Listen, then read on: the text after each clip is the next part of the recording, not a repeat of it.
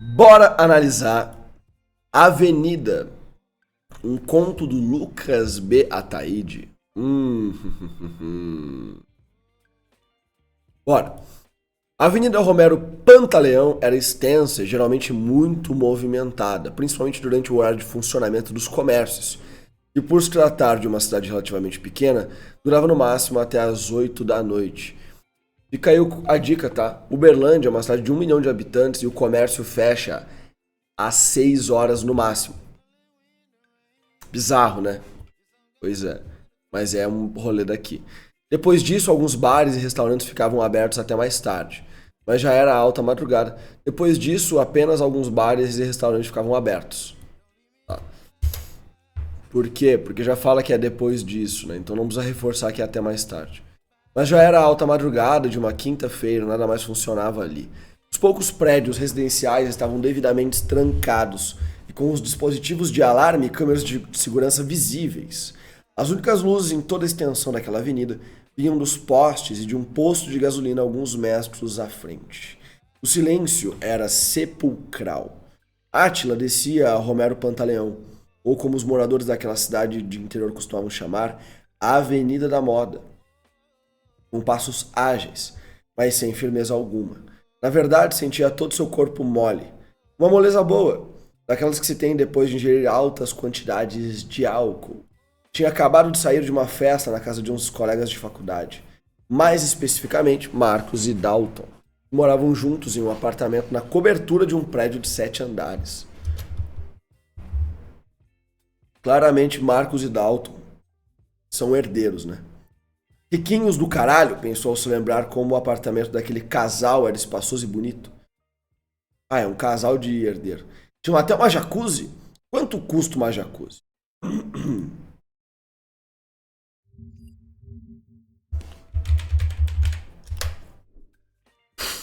Jacuzzi. Ó, uma banheira de hidromassagem tá aí por 3 mil e pouco, mano. Dá pra comprar, pô. Agora, se for um spa hidromassagem, aí a história é outra.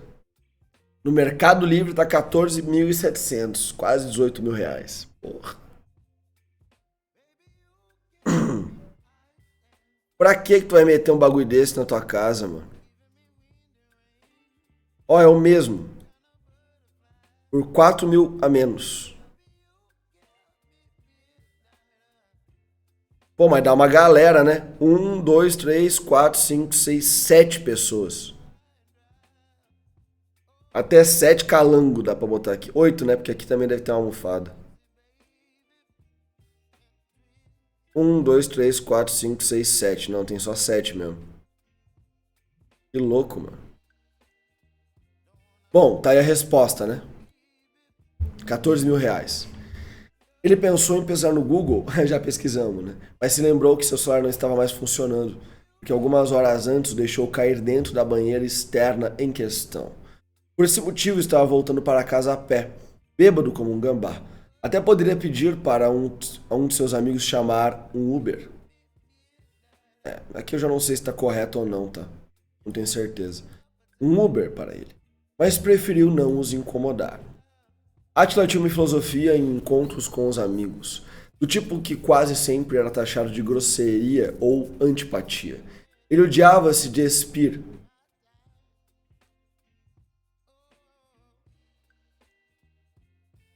Até aí, vou ser sincero, até aí eu acho uma regra individual ok.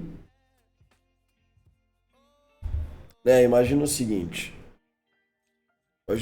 você tá aqui, ó.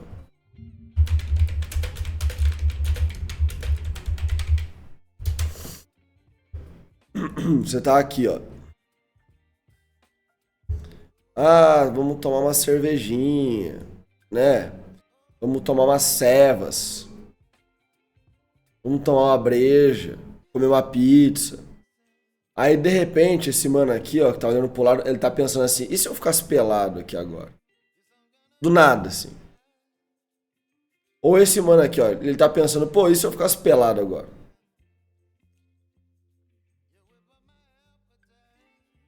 Essa mina aqui, ó, olhando pra bunda dela mesmo, pensando, Pô, e se eu ficasse pelado agora do nada, do nadão, assim? Do nadão. Sei lá, tá ligado? Eu não acho que é a melhor iniciativa, assim, num rolê de amigos. Eu não trataria ninguém como grosseiro ou antipático se não quisesse ficar pelado no meu rolê, entendeu? Mas que também vamos entender que rolê que era esse, né? Não que não soubesse lidar com o final de uma festa, até porque ele geralmente ia embora antes das festas acabarem, como foi o caso desta vez, mas sim o ato da despedida. Odiava ter que falar com todos que conversou durante as horas de dança e bebedeira. Já estava tarde e que precisava ir embora. Ninguém aceitava de primeira. Fica mais um pouco. O que você vai fazer amanhã cedo? Vai embora na melhor parte, onde todo mundo quer ficar pelado. A partir do momento em que se decide sair até o momento que se consegue de fato ir embora, já se passaram meia hora de despedidas e insistências. E ele odiava perder esse tempo todo. Não era tão ruim voltar a pé para casa. Na verdade... Ah, peraí, desculpa. Deixa eu voltar isso aqui.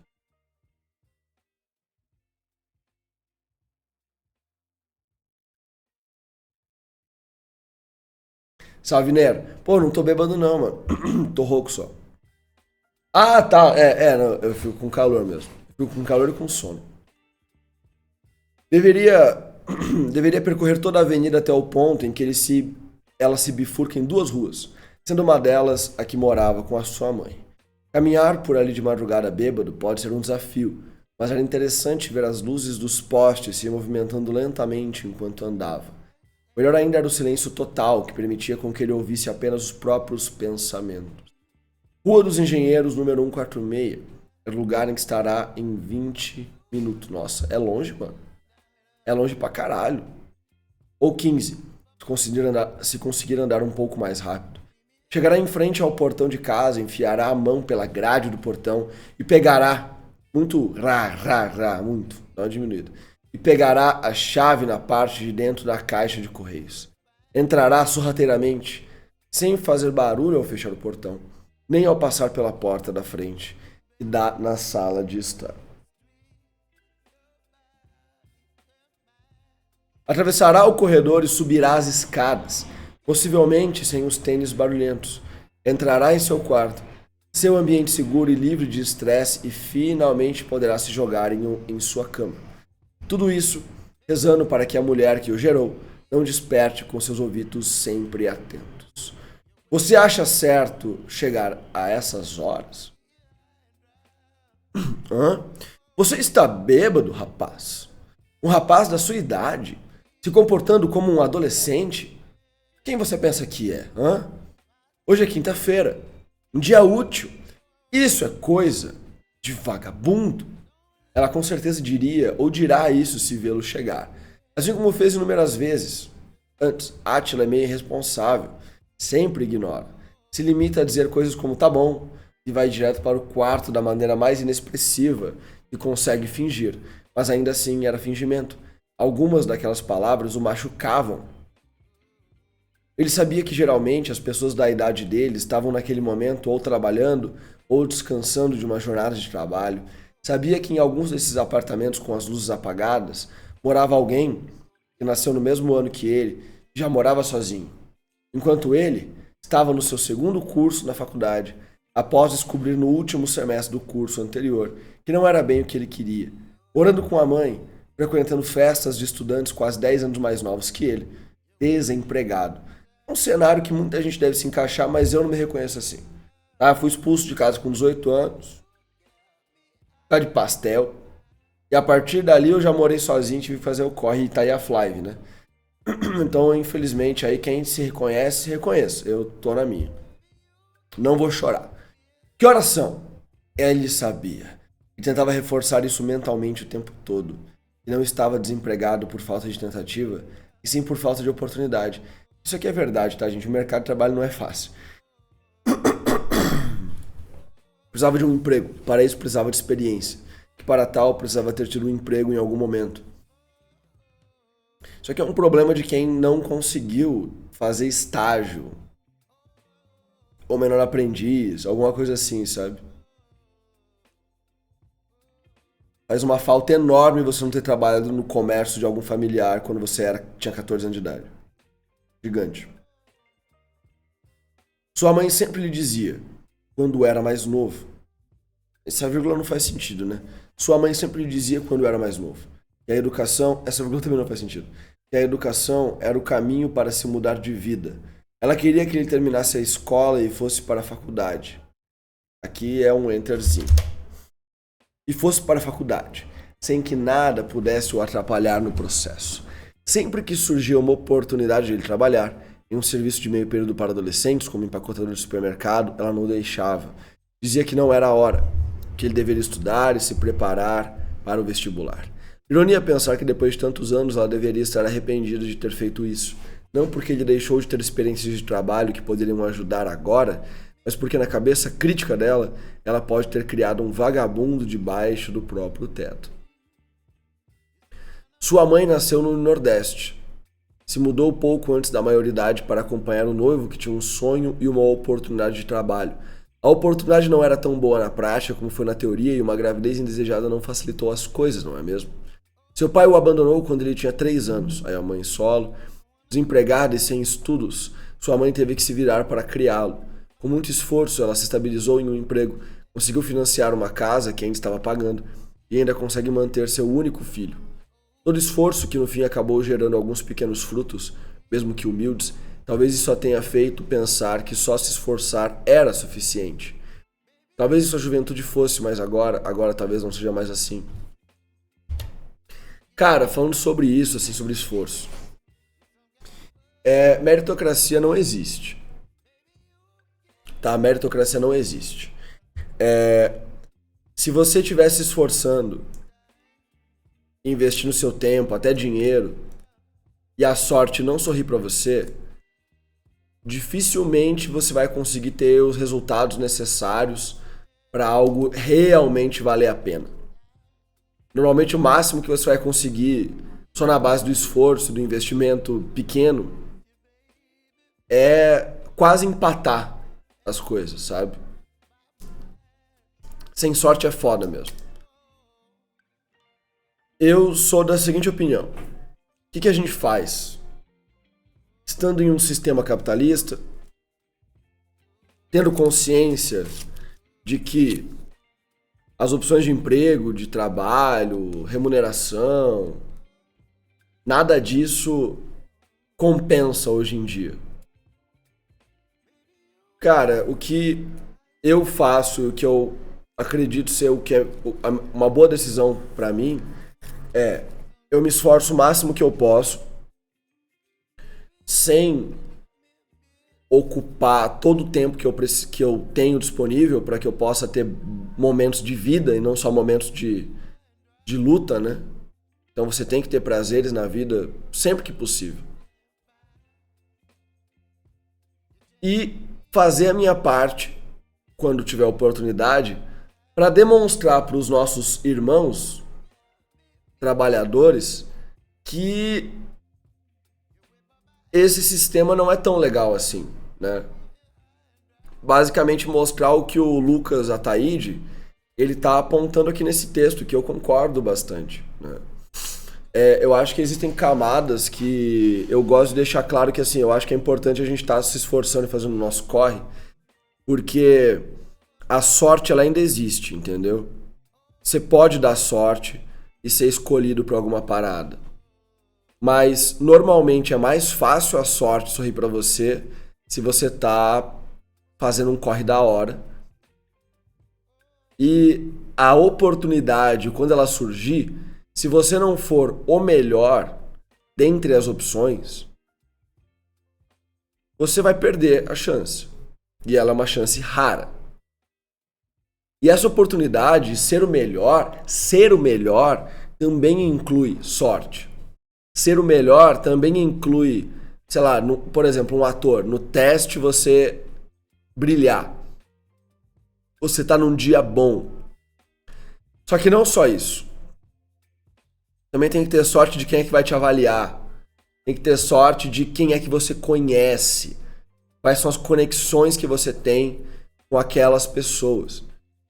Então, mesmo com uma grande oportunidade, ainda existe a necessidade de você ter um background, entende?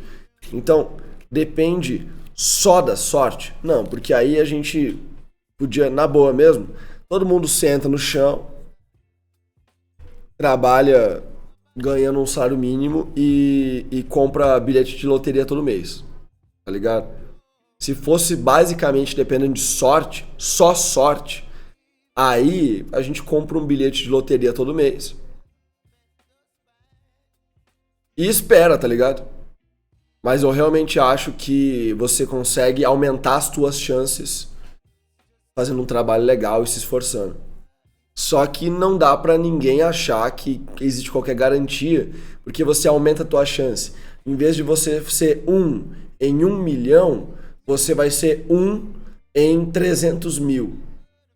1 em 500 mil, sei lá, não sou estatístico, não fiz um estudo pra dizer.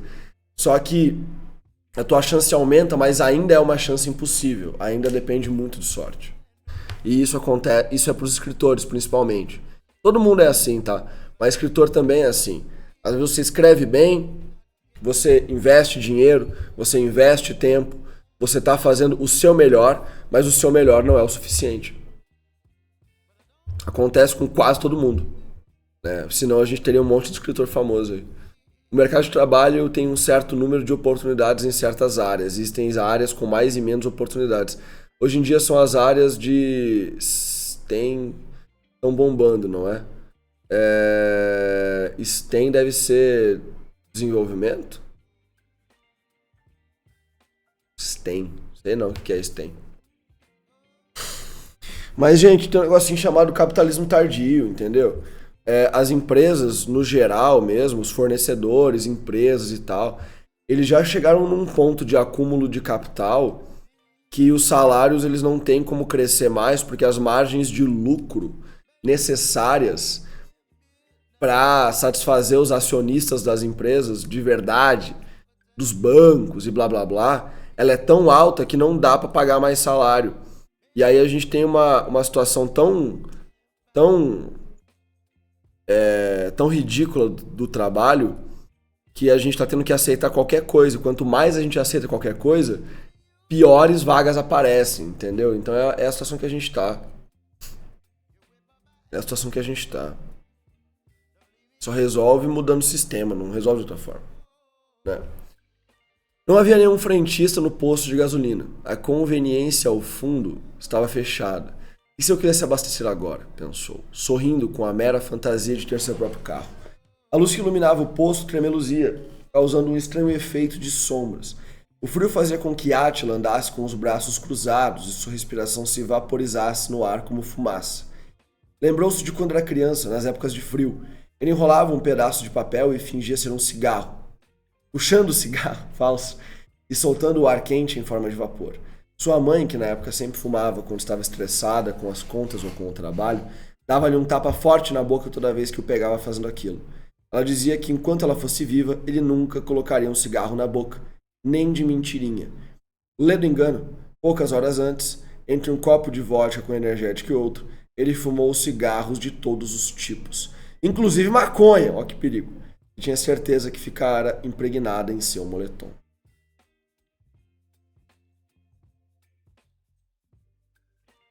Ah, ciência, mano. Vou te falar que já faz uns 10 anos que engenharia tipo, matemática, ciências no geral, não vira. Não vira. Mas engenharia já faz uns 10 anos que já não vale a pena você se formar como engenheiro. E tecnologia mesmo, assim, tipo desenvolvimento, programação, essas paradas, já começou a decadência. Já tá decaindo pra caralho. Os salários estão começando a descer em vez de subir. Então, logo, logo, bate, mano. Assim, eu já dei o tempo, eu até li um pouquinho mais, porque tinha dado 14 minutos eu comecei a conversar, aí eu li um pouco mais. Mas assim, quando surge uma necessidade no mercado, essa necessidade ela tem que ser preenchida, o mercado ele se obriga a pagar um salário digno, entendeu? Se obriga a pagar um salário digno. Por quê? Porque esses caras eles têm dinheiro para pagar.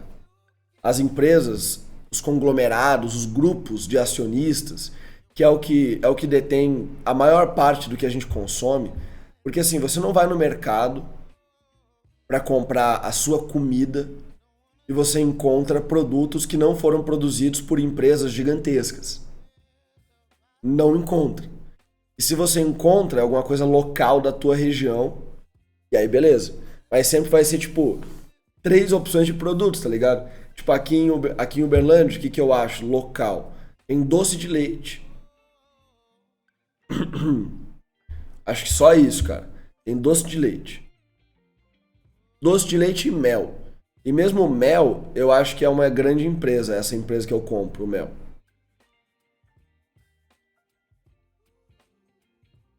Tá ligado? Então, assim, quem produz as paradas, eles têm grana, como eu falei. A margem de lucro dos acionistas, o salário dessa galera é tão grande, eles ganham tanto dinheiro, eles têm grana para pagar salários bons para a população. Eles não pagam porque eles não precisam pagar. Aí quando surge uma demanda tipo engenharia, você tem que se industrializar. Para você se industrializar, você tem que contratar engenheiro. Mas o Brasil, ele focou em quê nos últimos 6 anos? Agronegócio. Não teve foco nenhum em industrialização. Então a demanda por engenheiro caiu demais. Demais. E ela já estava bem saturada, porque o mito de você se forma engenheiro e você vai ganhar bem, ele cria muita gente se formando como engenheiro só pela esperança de ter uma vida confortável, né? Mas, mano, se você não tiver contato bom, você se formar em engenheiro, você vai ter uma boa chance de você realmente trabalhar com qualquer outra coisa, menos como engenheiro. Galera da ciência, eu já sinceramente não sei por que você acha que eles se dão bem, tá? Não vou mentir pra você. Porque a galera da ciência aí, o próprio Nero, ele falou que era da área, né? Mas a galera da ciência ganha muito mal, mano. Ganha muito mal mesmo.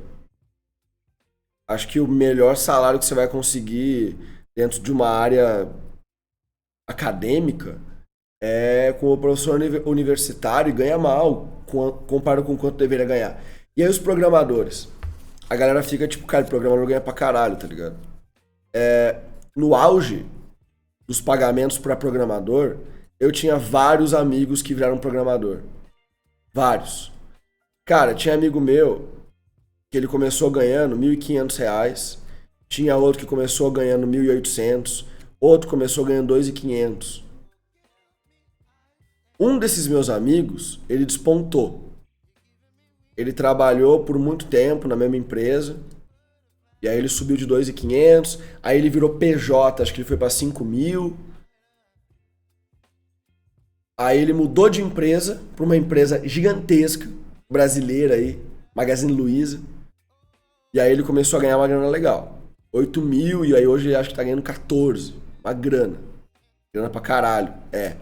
Mas o cara, nas palavras dele, ele se tornou muito essencial. Pra ter um cara que ganha 14.000, tem 50 malucos lá que ganha 2.000 por mês, entendeu? É a mesma coisa que aconteceu com os engenheiros já. Você precisa de um engenheiro só para assinar os documentos. E você pode ter 50 estagiários de engenharia ganhando R$ 2.000 por mês cada um, bolando os projetos. Contanto que um engenheiro formado e que ganhe como engenheiro, na carteira de trabalho dele tem engenheiro, ele assine o documento, tá valendo, entendeu? Então é assim que funciona. É assim que funciona em todo lugar.